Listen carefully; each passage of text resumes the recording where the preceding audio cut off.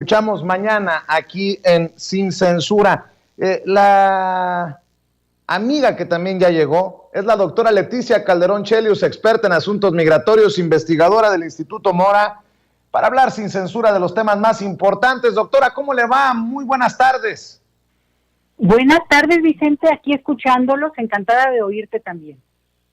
Gracias, doctora. Pues hay que hablar de los abajofirmantes, que son los mismos de los mismos, y algunos que dicen, a mí me pusieron, pero yo ni en cuenta, ¿por qué me ponen a mí en este manifiesto que promueven Krause, Aguilar Camín, Claudio X González? Y si bien, pues todos tienen derecho a asumirse y a hacer oposición, me llama mucho la atención que sean los mismos de los mismos y que algunos se estén deslindando precisamente de haber sido incluidos en este manifiesto. ¿Cuál es su opinión, doctora?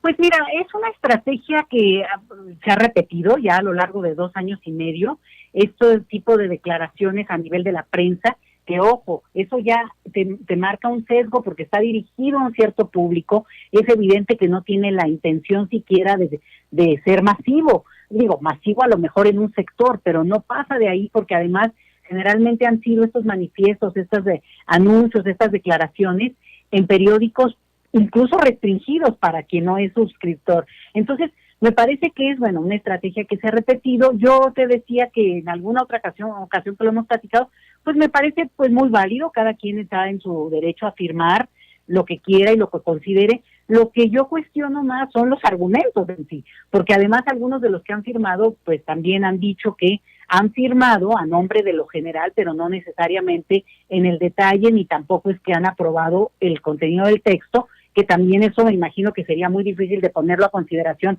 de mucha gente, ¿no? Porque pues es obvio que habrá diferencias. Entonces, yo creo que aquí lo que valdría la pena como no tanto cuestionar, sino analizar y llevar a otro nivel de discusión, tiene que ver con los argumentos, Vicente, porque son bien chafas. Ahí sí de veras que me decepcionan, porque si por un lado, bueno, es probable que haya un perfil de población que esté enojado, que le moleste el estilo del presidente, que le ha molestado ciertas declaraciones, que incluso al pertenecer a ciertos grupos, como lo somos muchos, digamos, ¿no? Hay de repente esta sensación de que es directamente dirigido a esos sectores, cuando justamente se ha ido decantando, y obviamente hay cambios, eso no, tampoco te lo voy a negar, pero nada que hasta este momento yo te pudiera decir, bueno, esto contraviene las libertades, o censura, o implica una cuestión autoritaria, y ese es el tono de estos desplegados. Y eso me molesta tanto, Vicente, porque mira, de repente se habla de presidencia autocrática, de voz mesiánica, se habla de que no podemos seguir en esta situación en que estamos hipotecando el futuro. Es decir, una narrativa tan alarmista, tan excesiva, tan burda, que se acaba cayendo por sí misma, porque justamente no reconoce un elemento central, y es que la polarización, porque hablan también de que esta polarización a la que nos han sometido, bueno, la polarización es la madre de la propia democracia, Vicente. Si no somos capaces de sostener un proyecto, o sea de país, o sea digamos, de gobierno inmediato, o ideales, o propuestas, cada uno las tenemos distintas, sostenerlas y discutirlas públicamente, bueno, entonces, ¿de qué están hablando? Eso es la democracia, esa es la esencia de la democracia.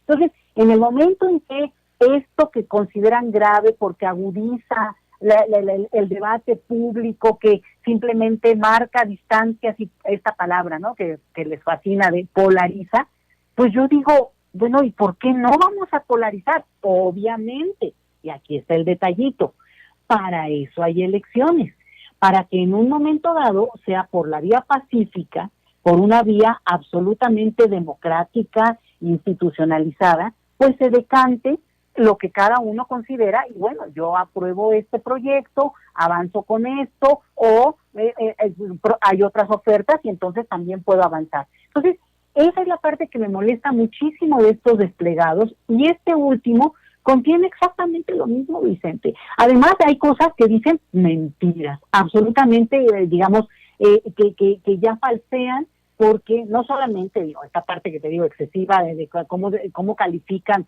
a los al propio, en este caso al propio presidente, ¿no? Pero también Y cuando hablan, mira, hay un parrafito, nada más te lo digo así rapidito, que, bueno, que ha ido contra los órganos de autónomos.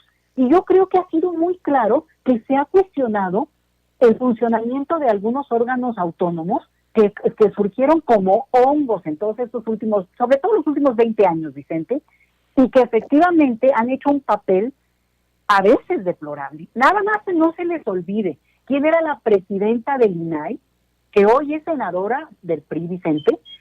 Ahorita me voy a acordar del nombre y si no, a ver quién se acuerda por ahí, me va a venir.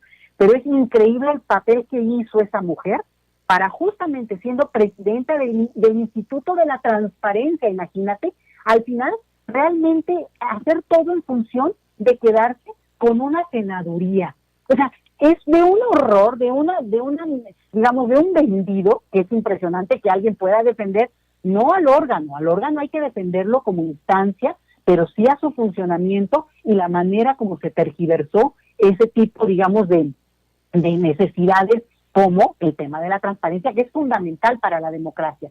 Y lo mismo el tema de la sociedad civil, Vicente, y te lo digo yo, que participo abiertamente y soy muy consciente de lo que significa participar de la sociedad civil, y además, te lo digo desde ahorita, conozco a la sociedad civil organizada de este país que trabaja temas de migración, y una es más honorable que la otra, es pura gente decente, pero a nombre de esa sociedad civil organizada, también se han colado gente que ha abusado en cada ramo.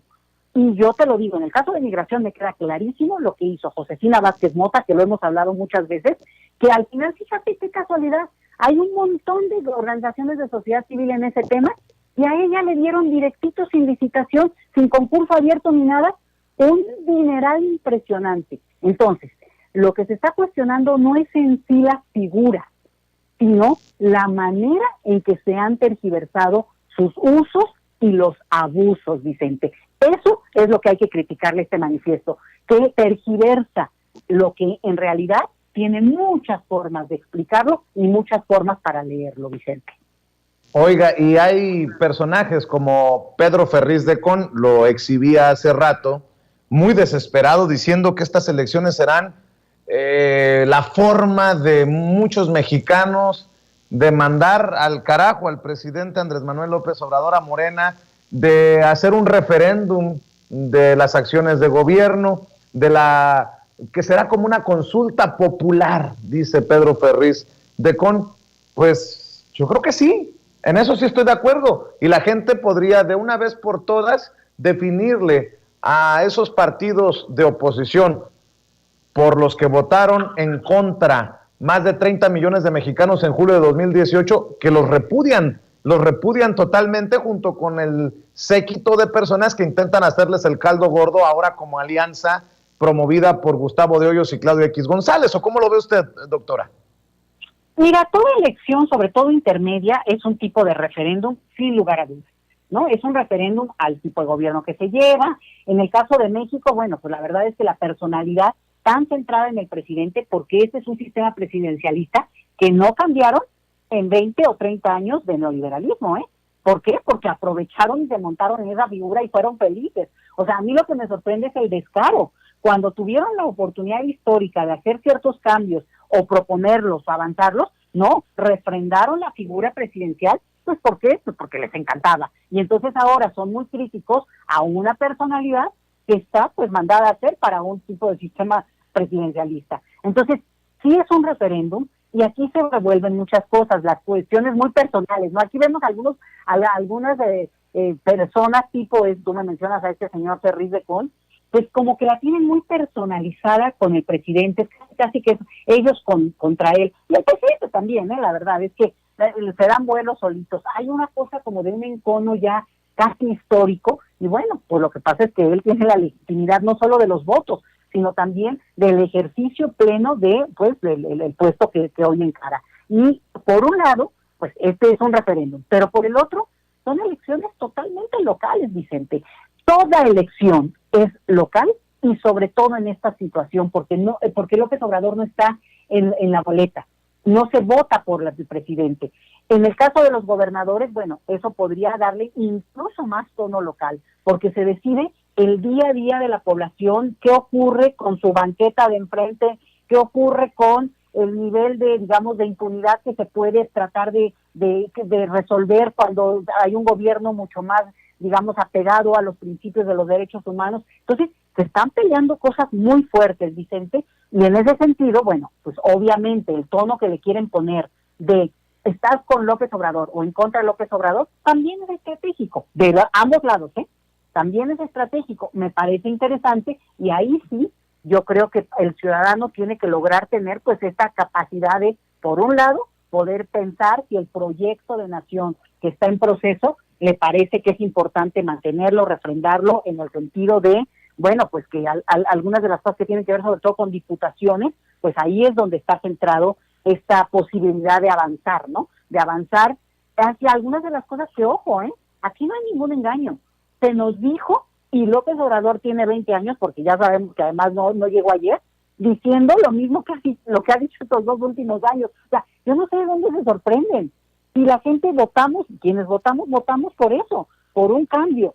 Si hay algunos que se dicen hoy desilusionados o decepcionados, salvo por esto que te digo, que sea por el estilo del presidente o que no les guste, pero si se dicen decepcionados, bueno, pues realmente yo creo que votaron por convivir, Vicente, votaron pues llevados por la ola o por ganas de andar como con el ánimo de festivo de la mayoría, pero en realidad estamos hablando de gente distraída que no se dio cuenta o no se percata de lo que se ofreció.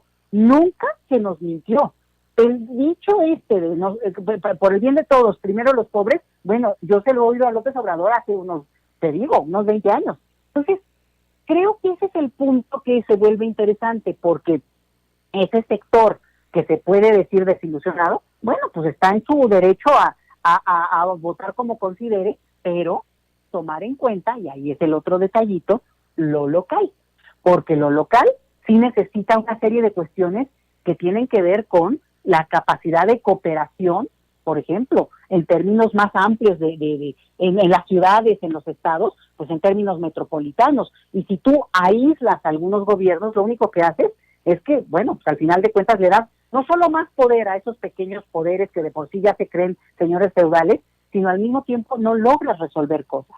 Entonces, claro, creo que el dilema es fuerte, cada quien sabrá, y en el lugar donde me estén escuchando, cómo resolverlo, pero ojo, López Obrador no está en la boleta, y al mismo tiempo estamos decidiendo algo que tiene que ver con dar una oportunidad a un proyecto para que demuestre lo que dijo que iba a tratar de poner en la mesa y que está avanzando, pero efectivamente, bueno, pues en 2 años y medio yo no veo cómo, ¿verdad? O sea, yo no, ahora sí que ni siquiera en trabajos más modestos podemos avanzar de esa manera y tan rápido. Por ahí yo vería el asunto, y esto que dices de algunos personajes, bueno, pues también para hacerse publicidad, pues la verdad es que les sale bien barato, ¿no? Estar hablando mal de López Obrador todo el tiempo, pues la verdad les trae cierto tipo de público que le gusta y está en esa sintonía, Vicente.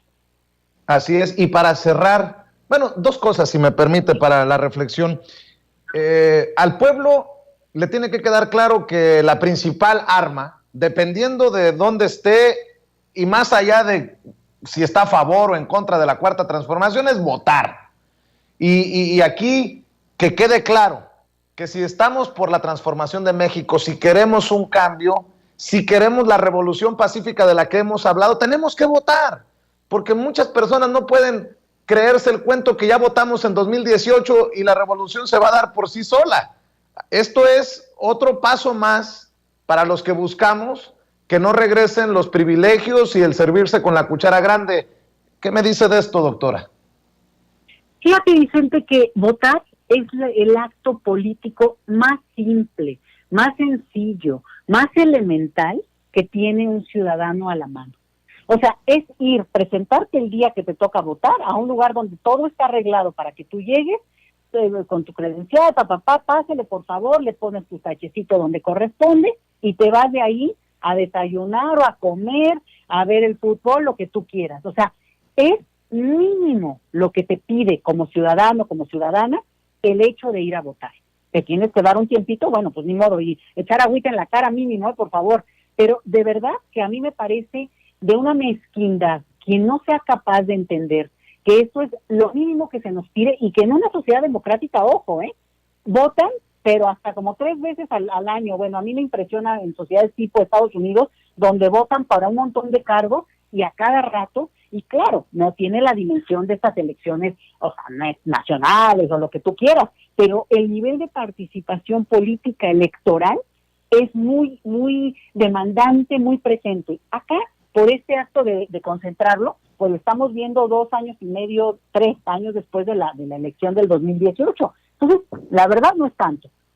Y lo digo porque demandante es otro tipo de participación, es ser brigadista o ser voluntario o estar incluso muy metido en términos de participación ya en órganos de militancia política, por ejemplo. Entonces, dicho eso, tú tienes toda la razón. Votar es el arma del pueblo. Se decía después de la revolución de los claveles en Portugal, estaba escrito en todas las paredes, lo ponían, ¿no? ¿Por qué? Porque había justamente la premisa de que la democracia puede avanzar, afortunadamente, Vicente, gracias a una cosa tan básica, tan elemental, tan pacífica, como ir y votar, y que se cuenten esos votos bien. Ese es otro tema, pero está ahí. Y en ese sentido, lo que tenemos que hacer es esa mínima parte cada uno, ir y votar. Y la otra también te la digo, en México el voto no es obligatorio. En casi toda América Latina el voto es obligatorio y tiene cierto tipo de sanciones quien no vota. Algunas no es que sean fuertes en términos económicos, pero te hacen hacer un trámite o te impiden hacer una serie de cosas hasta que no justificas por qué no votaste. Entonces tenemos ese privilegio, Vicente. Por tanto, es aún más una cuestión que depende de nosotros mismos echar a andar esa, como tú le llamas, y me encanta, revolución pacífica, que dependa de nosotros y que logre, digamos, canalizar pues mucha fuerza, muchas emociones, muchos enconos históricos, lo que tú quieras y mandes, pero que al final la posibilidad de expresarte permite que al final de cuentas pues la democracia avance. Por favor, quienes nos escuchen, Vicente, no dejen pasar la oportunidad de votar. Los que están en el extranjero, acuérdense, la hemos peleado y mucho, los hemos acompañado y mucho. Se ha hecho un trabajo, no crean que es de las autoridades únicamente. Ellos han avanzado porque los hemos presionado y por tanto no pierdan esta oportunidad histórica.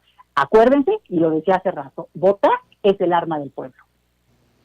Doctora, como siempre, nosotros muy agradecidos porque usted comparte sus opiniones, sus comentarios aquí en Sin Censura y esperemos que más personas se sumen a su lista de seguidores que es Basta en Twitter, buscándola como @LetiChelius. Busquen a la doctora que está siempre muy activa en redes sociales, @LetiChelius. Y bueno, pues aquí estamos al pendiente, ojalá que podamos molestarla de aquí a las elecciones para que nos ayude, porque la cobertura se viene fuerte y se viene, creo, necesaria para la gente. Por lo pronto, le mando un abrazo, doctora. Vicente Serrano, hablar contigo nunca es molestia, jamás lo será. Muchas gracias por invitarme. Muchas gracias. Es la doctora Leticia Calderón Chelius, experta en asuntos migratorios, investigadora del Instituto Mora, hablando con nosotros sin censura.